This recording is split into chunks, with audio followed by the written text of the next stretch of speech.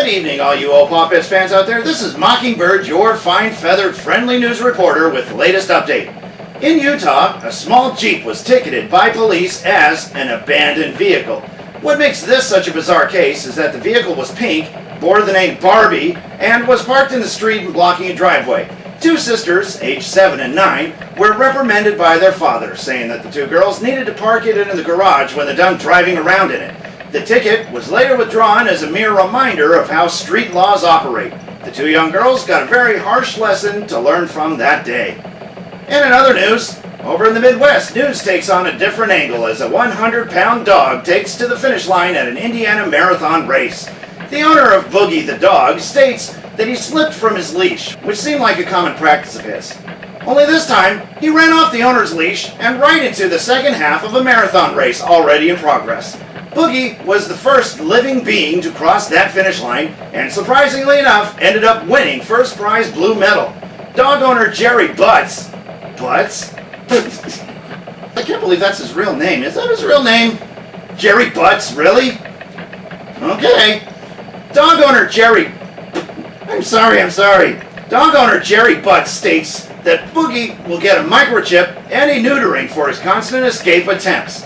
But don't feel bad, Jerry. At least he came in first place, after all. And that's kind of a bizarre prize to add to the collection of first prizes for winning a marathon race, don't you think? Wow, what a butt. In local news, Sicilian spaghetti chef Pepe Aldente puts a very special recipe into action to help feed the homeless. While trying to duplicate his wife's recipe on super spaghetti and mega meatballs, according to his son Larry, it got a little out of hand. Pepe ended up going into a zone, which was described by Larry as the type of zone where you wonder if they're even awake. Being irresponsive to Larry's words, Pepe continued forming gigantic meatballs until they outgrew his own kitchen. By that time Pepe was finished, the famed Giant Meatballs began rolling out into the streets, where they ended up in downtown Columbus. Many starving homeless people were overjoyed as to the bounty of savory ground beef just rolling their way. The only thing they were missing was an ocean of homemade tomato sauce. When we set out with our cameras to interview some of the homeless people that was able to partake of this meatball monstrosity, they had this to say. I was very amazed about what I saw. I think I was the first one to see something that was unusually large coming at me. I saw it rolling down the street. I thought it was going to run me over.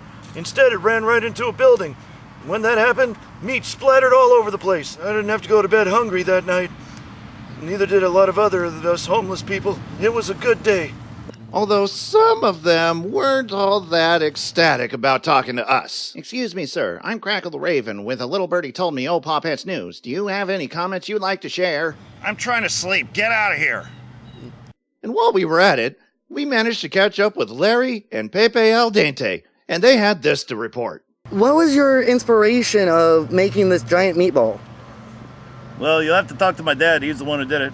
Oh, yes. See. It's the very simple recipe that I was trying to duplicate from my mama Michelina. She'll make a big meatballs back in Sicily, Italy, and I wanted to try to do something for us. Unfortunately, I lost control of myself. Lost control? I'd say he was hitting the zone really good there. As a matter of fact, I couldn't even get his attention away from what he was doing, But he kept going. And next thing you know, they outgrew the kitchen, and down the street they come rolling. We ate good that day, but so did the homeless people, and that's what makes me proud of my dad. How much meat was in that meatball? Offhand, I'd probably say about 45 pounds, wasn't that right? About the 50 pounds. 50 pounds of ground beef. Really? You see, with lots of seasoning and spice. How were you able to cook something that large? I use the big industrial ovens. Now, this is a family recipe, correct? This is a recipe I die with a family. I only give it to a family member. I think that's about all we can really get from you today. Thank you, and have a good evening. Yep. Pepe was deemed as a town hero, and not one single homeless person went without food today. Yay, Pepe! Oh, can I have some of that meatball too? There's no more. What pigs? That's all the news there is today. I'm your fine-feathered, friendly reporter, Mockingbird. We now return you to the Old Pawpet Show. Thanks for tuning in.